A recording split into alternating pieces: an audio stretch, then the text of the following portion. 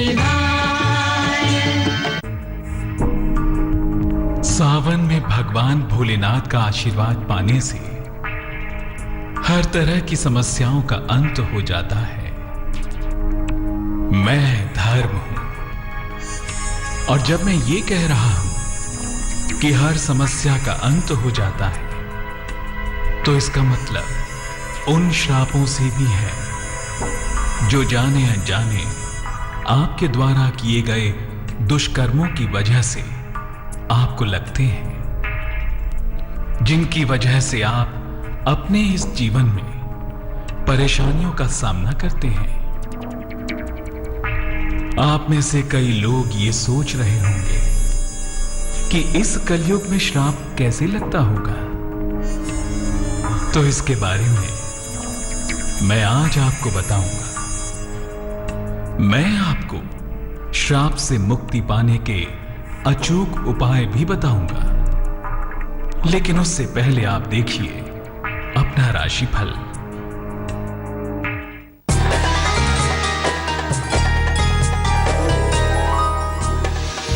मेष, सेहत आपको परेशान कर सकती है। परिवार में वाद विवाद हो सकता है। धन के मामलों में कुछ कठिनाई आने की संभावना है। शुभ रंग पीला। भाग्य प्रतिशत 55।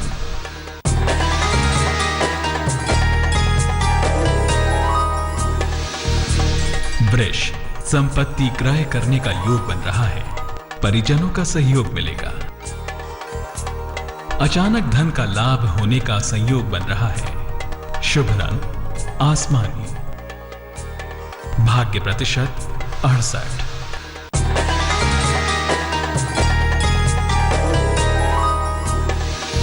मिथुन, आज काम का बोझ हल्का रहेगा। नौकरी में परिवर्तन का संयोग है। धन खर्च पर ध्यान देने की आवश्यकता है। शुभ रंग नीला।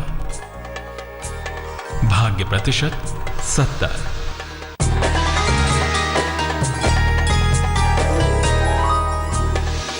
कर्क, कोई महत्वपूर्ण काम बन जाएगा। किसी बुजुर्ग व्यक्ति का आपको सहयोग मिलेगा। खूब धन की प्राप्ति होगी। शुभ रंग सुनहरा। भाग्य प्रतिशत 89।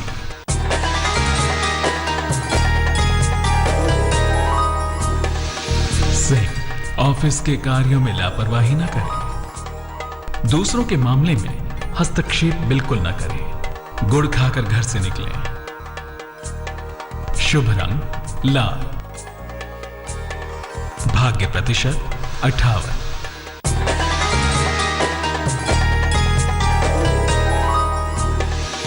कन्या, आकस्मिक रूप से धन का लाभ होगा। विवाह के मामलों में सफलता मिलेगी।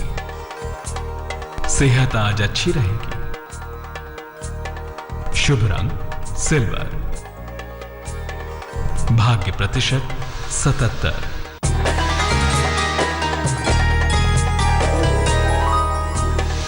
तुला, आप नया वाहन खरीद सकते हैं। कारोबार में फायदा होगा।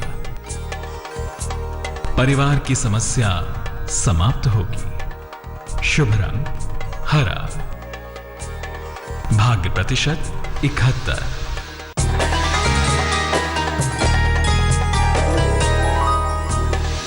वृश्चिक, सेहत में सुधार होगा।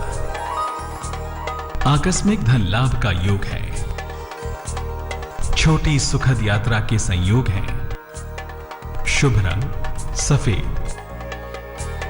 भाग्य प्रतिशत 80।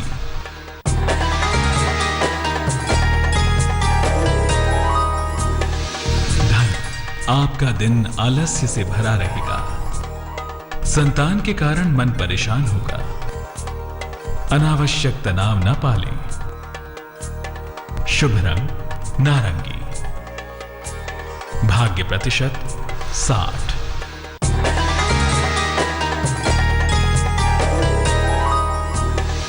मकर, कारोबार में बड़े निर्णय लेंगे। जीवन साथी से मतभेद दूर होगा। घर में कोई मंगल कार्य होगा। शुभ रंग क्रीम। भाग्य प्रतिशत 79।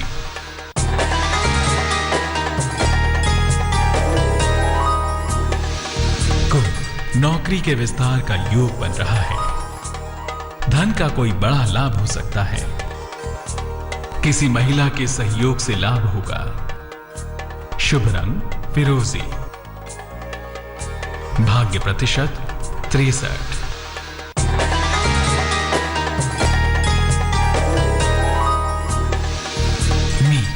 नई संपत्ति का क्रय कर सकते हैं। आपकी सेहत अच्छी रहेगी। नौकरी का नया अवसर आपके सम्मुख आएगा। शुभ रंग भूरा। भाग्य प्रतिशत 90।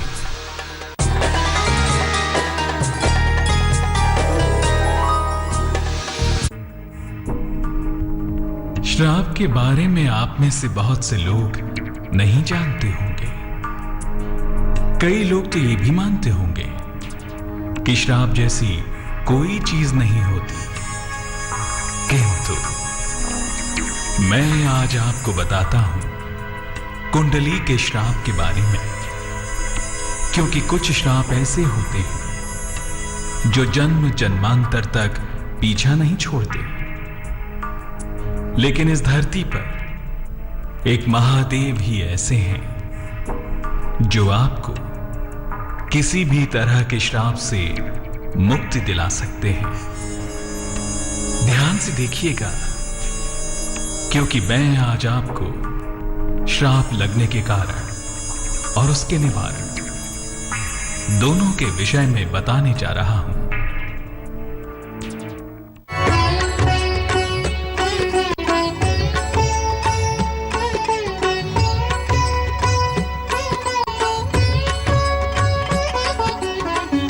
सावन का हर दिन पावन है। सावन का सोमवार हो या फिर सावन में पड़ने वाली शनिवार, हर दिन की विशेष महिमा है। ओम नमः शिवाय, ओम नमः शिवाय, हर हर भोले नमः शिवाय। भगवान भोलेनाथ को प्रिय सावन के इस महीने में उनके भक्त हर वो काम करते हैं जिससे वो प्रसन्न हो। और जटाधारी भी अपने भक्तों की भक्ति से प्रसन्न होकर उन्हें मन चाहा वरदान देते हैं। और ऐसा ही एक वरदान है कुंडली के श्राप से मुक्ति का वरदान।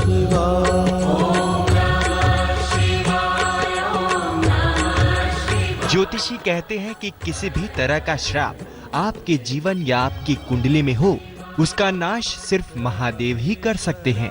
शिव रामेश्वर हर हर भोले नमः शिवाय। श्राप से मुक्ति देंगे महादेव। व्यक्ति के दुष्कर्मों के कारण उसे एक अवधि तक इसका फल भोगना पड़ता है। कभी कभी ये फल कठोर होता है और जन्म जन्मांतर तक पीछा करता है। जब दुष्कर्मों के फल के कारण या निवारण का पता ना हो तो ये श्राप होता है। दुनिया में कई तरह के श्राप होते हैं जो अलग अलग कारणों से पैदा हो जाते हैं। श्राप कैसा भी हो और कोई भी हो, प्रभु शिव के अलावा उसका निवारण कोई नहीं कर सकता। सावन की अमावस्या पर कुंडली के श्राप का निवारण आसानी से हो सकता है। 2 अगस्त यानी आज सावन की अमावस्या है। अब सवाल ये उठता है कि ये कैसे पता करें कि किसके जीवन में आ रही कठिनाइयों के पीछे उस पर लगा श्राप है। ज्योतिषी इसके लक्षण बताते हैं। ज्योतिषी कहते हैं कि कुंडली में राहु की स्थिति खराब होने पर श्राप समझना चाहिए। कुंडली में सूर्य और शनि का संबंध होने पर श्राप समझना चाहिए। कुंडली में शनि के साथ राहु का संबंध होने पर श्राप समझना चाहिए। हाथों के बीचों बीच तिल होने पर समझना चाहिए आपकी कुंडली में श्राप है। गंगाधरा शिव गंगाधरा। श्राप मिलने की संभावना कुछ कर्मों से बढ़ जाती है, तो ऐसे में ये जानना जरूरी है कि किस प्रकार के कर्मों को करने से श्राप मिलने की संभावना रहती है। अपने दायित्वों को न निभाना जिसके कारण तमाम लोगों को कष्ट हो, बिना जरूरत के हरे वृक्ष कटवाना और खुद के स्वार्थ के लिए प्रयोग करना, गर्भपात करना या करवाना, विशेष रूप से स्त्री गर्भ की हत्या करना, अपनी पत्नी, पति या मित्र के साथ धोखा करना, अपने गुरु की आज्ञा की अवहेलना या उनका अपमान करने से श्राप लगता है। तो ज्योतिषियों ने कुछ वो गलत कर्म बताए हैं जिनको करने से व्यक्ति श्रापित हो जाता है, लेकिन ऐसा नहीं है कि ये श्राप जीवन भर रहे। प्रभु शिव की कृपा से किसी भी तरह का श्राप खत्म हो सकता है। चलिए हम आपको कुछ गलत कर्मों से लगने वाले श्राप के निवारण के बारे में बताते हैं। आगे से अपने दायित्व ठीक तरह से निभाइए। सावन की अमावस्या पर अस्पताल में दवाइयाँ, फल आदि बांटिए। इस दिन यथाशक्ति ओम नमो भगवते रुद्राय का जाप करें। संभव हो तो अनाज का सेवन ना करें। हरे वृक्ष कटवाने से श्राप लगा हो तो सावन की अमावस्या पर लंबी आयु तक रहने वाले वृक्ष लगवाएं। इस दिन यथाशक्ति ओम गंगाधराय नमः का जाप करें। लोगों को खीर खिलाएं। इसके अलावा अपने गुरु की अवहेलना करने से भी खास तरह का श्राप लगता है। इसके अलावा किसी अपराध में शामिल रहने से लगने वाला श्राप कभी कभी जन्म जन्मांतर तक पीछा नहीं छोड़ता।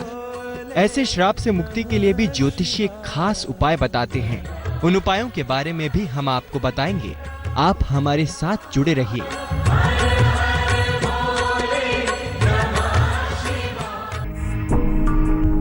जाने अनजाने लड़कपन में कभी न कभी आप अपने गुरु का अपमान कर बैठते हैं या किसी न किसी अपराध में भागीदारी कर बैठते हैं। आपके जीवन पर इन दुष्कर्मों का असर श्राप बनकर मंडराता रहता है। चलिए अब मैं आपको इनसे मुक्ति पाने के उपाय बताता हूं। ओम तत्पुरुषाय विद्महे महादेवनाय धीमहि तन्नो रुद्रः प्रचोदयात्। किसी भी गलत कर्म की वजह से लगने वाला श्राप आपके शुभ कर्मों में बाधा बनता है, साथ ही जीवन में सफलता के लिए काफी संघर्ष करवाता है। लेकिन महादेव के आशीर्वाद से किसी भी तरह का श्राप आपकी कुंडली में क्यों न हो, वो दूर हो जाता है। ऐसे में उनकी कृपा हासिल करना बहुत जरूरी हो जाता है। हम आपको बताते हैं कि गुरु की आज्ञा की अवहेलना या उनका सत्कार न करने पर लगने वाले श्राप के निवारण के बारे में। गुरु के अपमान से लगा श्राप हो तो गुरु से नियमित क्षमा याचना करें। दूसरे लोगों को ज्ञान और मुक्ति का मार्ग दिखाएं। नियमित रूप से त्रिकाल संध्या करें। रुद्राष्टक का पाठ करें। अपराध से लगने वाला श्राप हो तो किसी भी ज्योतिर्लिंग के स्थान पर या शिवलिंग के पास जाएं। वहां पर शिव जी को जल और बेलपत्र चढ़ाएं। शिव अपराध क्षमा स्तोत्र का पाठ जितना संभव हो करें। भविष्य में गलतियां न करने का संकल्प लें। इस दिन निर्धनों को भोजन कराएं।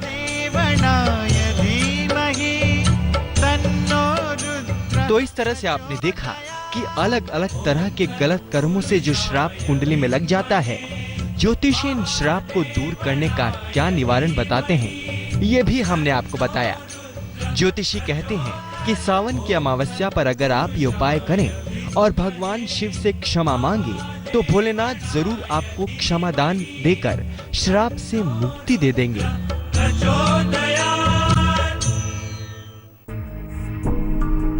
आप हमेशा इस बात से परेशान रहते होंगे कि आप अपने जीवन में सफल नहीं हो पाते और किसी न किसी उलझन में फंसे रहते हैं। इन परेशानियों की एक वजह इस तरह के श्राप भी होते हैं। इस सावन में महादेव को प्रसन्न कर लीजिए। श्राप से होने वाली परेशानियां भी अपने आप खत्म हो जाएंगी। अब मेरे जाने का समय हो चला है, मगर मैं कल फिर लौटूंगा और जब मैं लौटूंगा तो आपको बताऊंगा धर्म से जुड़ी कुछ और रोचक जानकारियां। तब तक के लिए अलविदा।